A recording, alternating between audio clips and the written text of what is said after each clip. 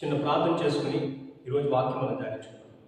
మహోన్నతుడ, మహాపరిశుద్ధుడ, గొప్ప దేవుడా తండ్రి, మీ ఆత్మ ద్వారా, మీ వాక్యం ద్వారా మీరే మాతో మాట్లాడవలసిందిగా, మమ్మలను ముందుకు నడిపించవలసిందిగా యేసుక్రీస్తు వారి అతి పరిశుద్ధ నామంలో మిమ్మల్ని ప్రార్థించి ప్రతిమాని వేడుకుంటున్నాము.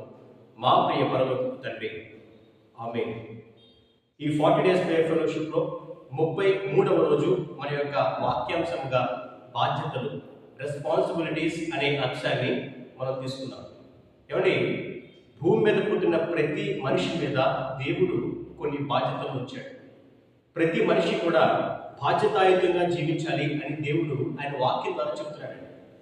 బైబిల్ గ్రంథంలో ఒక మాట మనం చదువుకున్నట్లయితే లూకాసు వార్త 3వ అధ్యాయము 11వ వచనంలో, అతడు ఆ 2 అంగీలు గలవాడు ఏమీయూ లేని వానికి ఇవ్వననియు, ఆహారము గలవాడును అలాగే చేయవలననియు వారితో చెప్పెను. Whoever has 2 coats must share with anyone who has none, and whoever has food must do likewise. ఎవరికైతే 2 అంగీలు ఉన్నాయో, ఎవరి దగ్గర అయితే ఆహారం ఉందో అది లేని వారికి ఇవ్వవలను, వాటిని పంచుకోవలను అని దేవుడు బాప్తిస్మం ఇచ్చి యోహాను ద్వారా ఇక్కడ ఈ వాక్యంలో దేవుడు రాయించాడు.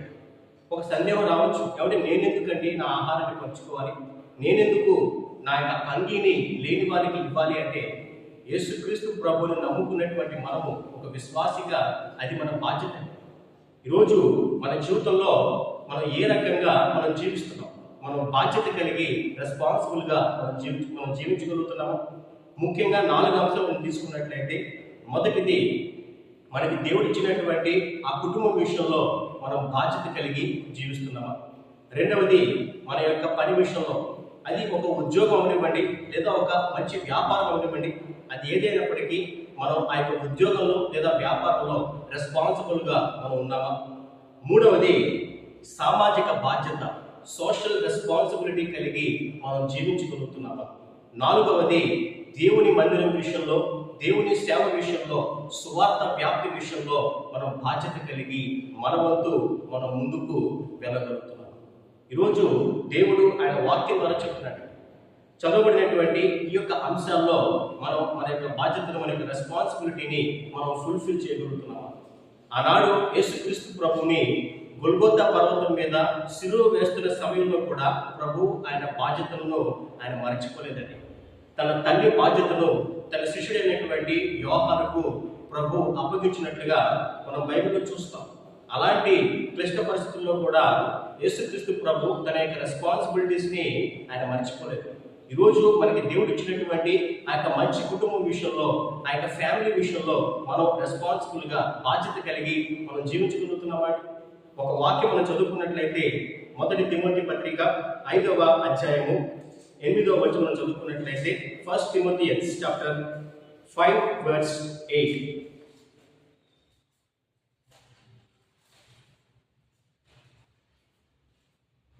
ఎవడైనను స్వకీయులను విశేషముగా తన ఇంటి వారిని సంరక్షింపకపోయినలా వాడు విశ్వాస త్యాగం చేసిన వాడే అవిశ్వాసి కన్నా చెడ్డవాడై ఉంటాడు.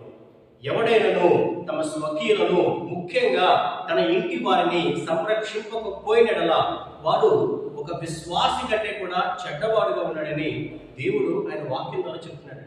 మనకి దేవుడు ఇచ్చినటువంటి ఆ కుటుంబం, తల్లిదండ్రులు అవనివ్వండి, బిడ్డలు అవనివ్వండి, మన యొక్క భార్య లేదా భర్త అవనివ్వండి, వారి పట్ల మనం బాధ్యత కలిగి రెస్పాన్సిబుల్గా మనం ఉండగలుగుతున్నామా లేదా మన ఇష్టానుసారంగా మనం జీవిస్తున్నామా. రెండవది మన యొక్క పని విషయంలో, అది మనకి దేవుడు ఇచ్చినటువంటి ఒక మంచి ఉద్యోగం అవనివ్వండి లేదా ఒక మంచి వ్యాపారం అవనివ్వండి, మనం ఎంతవరకు బాధ్యత కలిగి రెస్పాన్సిబుల్గా మనం ఉండగలుగుతున్నాం. మనకు వాక్యం చదువుకున్నట్లయితే కొలస్సీయుల రాసిన పత్రిక 3వ అధ్యాయము 23వ వచనం చదువుకున్నట్లయితే, కొలస్సియన్స్ chapter 3 verse 23 అండి.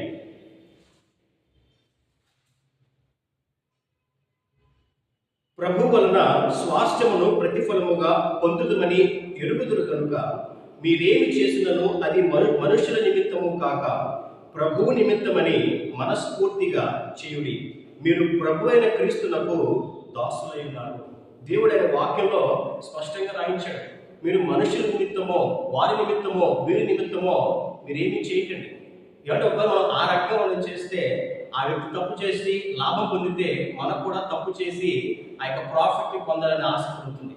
కాబట్టి దేవుడు మీరు చేసేటువంటి పని మీరు ప్రభు నిమిత్తము, మీ దేవుని నిమిత్తము మీరు చేస్తున్నారు కాబట్టి మనస్ఫూర్తిగా చేయండి, బాధ్యత కలిగి చేయండి. ప్రభు యొద్ద నుండి మీరు ఆ స్వాస్థ్యాన్ని పొందుకుంటారు అని దేవుడు ఆయన వాక్యం ద్వారా స్పష్టంగా చెప్తున్నాడండి. మనం చేసేటువంటి ఆ యొక్క ఉద్యోగంలో, ఆ యొక్క వ్యాపారంలో మనం కష్టపడి మనం ఆ యొక్క రెస్పాన్సిబుల్గా చేయాలని దేవుడు కోరుకుంటున్నాడు. మూడవదిగా సామాజిక బాధ్యత, సోషల్ రెస్పాన్సిబిలిటీ.